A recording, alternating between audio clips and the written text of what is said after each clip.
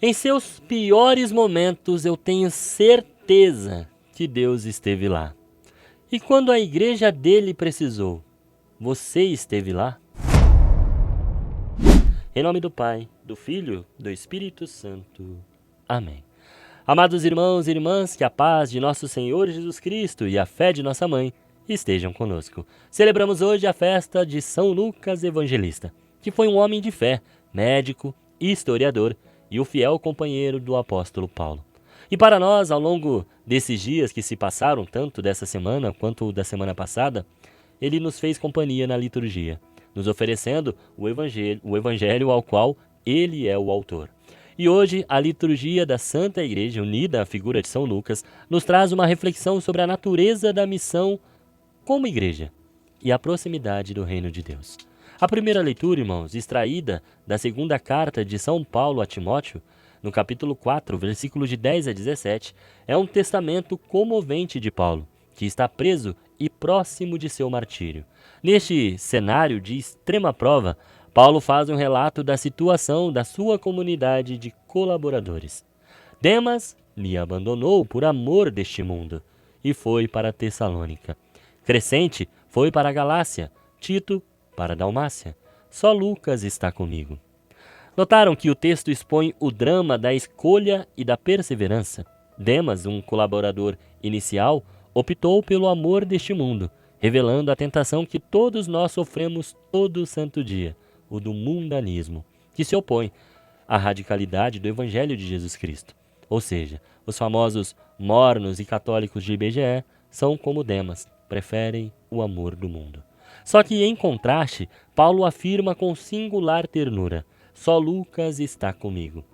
Lucas é o modelo do discípulo que permanece na hora da provação, irmãos. Na Igreja Católica chamamos isso de comunhão dos santos, que é a realidade desta união, que não é apenas de oração, mas da presença e de serviço, mesmo diante da perseguição e do abandono humano.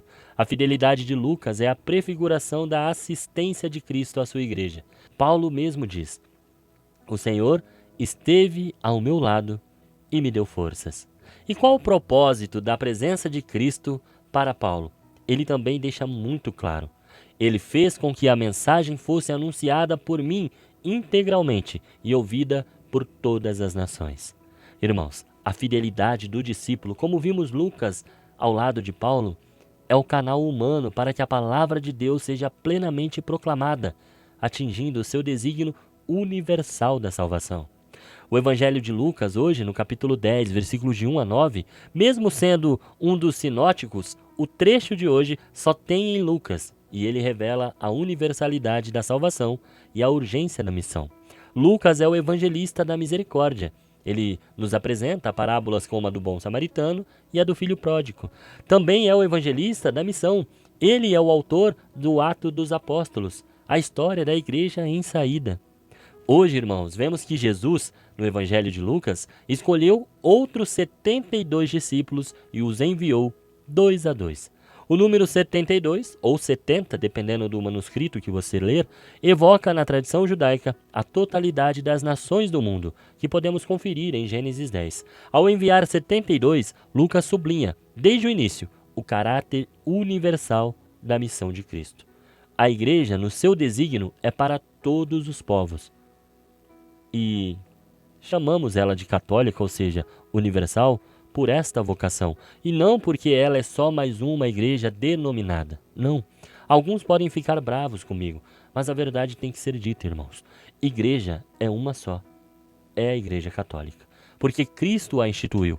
Cristo a deixou no mundo para que nós fôssemos até Ele. Então, se a igreja é de Cristo, como as próprias Sagradas Escrituras afirmam em Mateus 16, como vimos ontem, Santo Inácio de Antioquia, discípulo de São João, afirmando que onde está Jesus Cristo, aí está a Igreja Católica no ano 110, como podemos não ser católicos?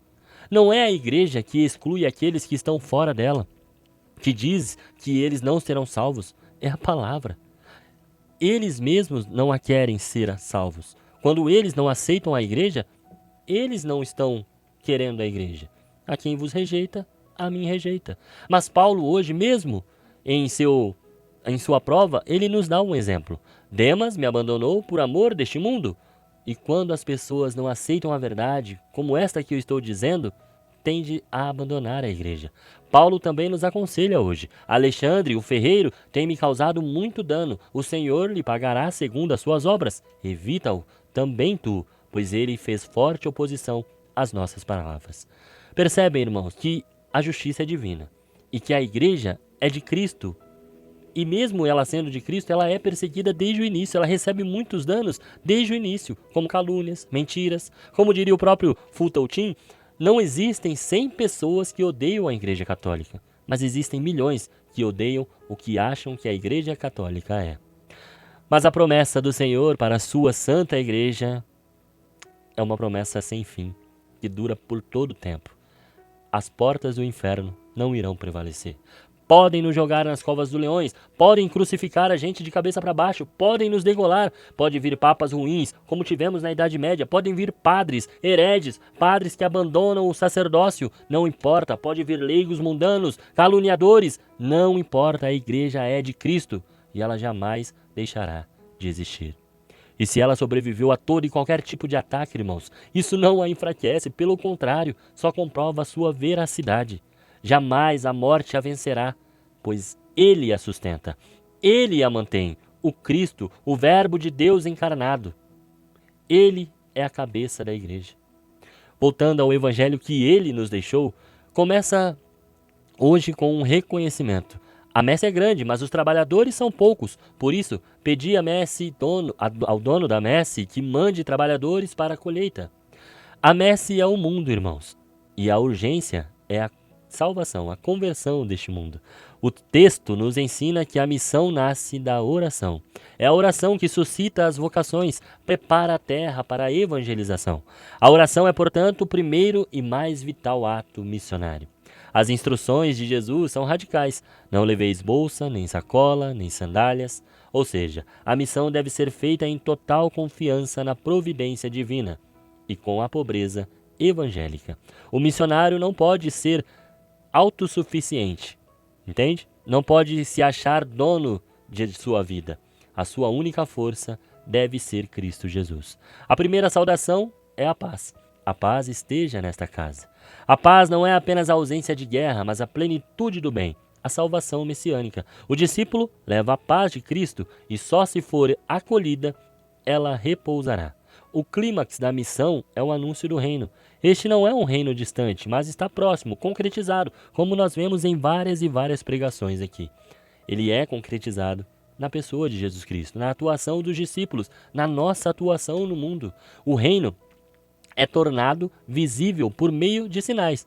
Minha vida, na sua vida, na vida de nossos irmãos. Deus nos usa e se nós, irmãos, nos unirmos a Ele, dando nosso consentimento à sua vontade, o poder de Deus que restaura a criação e a humanidade ficará claro a todos os aspectos.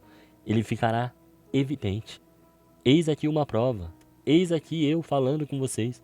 A festa hoje de São Lucas, evangelista, nos interpela a vivermos a nossa vocação batismal, como Lucas ao lado de Paulo. Somos chamados à fidelidade à palavra de Deus, o Verbo encarnado, e em sua Igreja, una, santa, católica, apostólica romana. Especialmente, irmãos, nos momentos de solidão e oposição do mundo. A perseverança a despeito dos abandonos é o sinal do verdadeiro discípulo. Somos, antes de tudo, chamados a ser orantes para o que o dono da messe envie mais trabalhadores.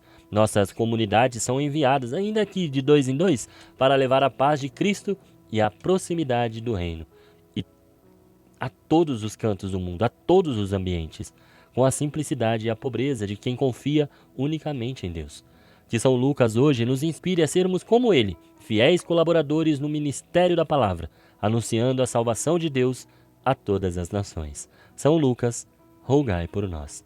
Deus abençoe você e até amanhã, se esse mesmo Deus me permitir. Senhor, estivemos aqui reunidos por amor a Jesus Cristo, em nome do Pai, do Filho, do Espírito Santo. Amém.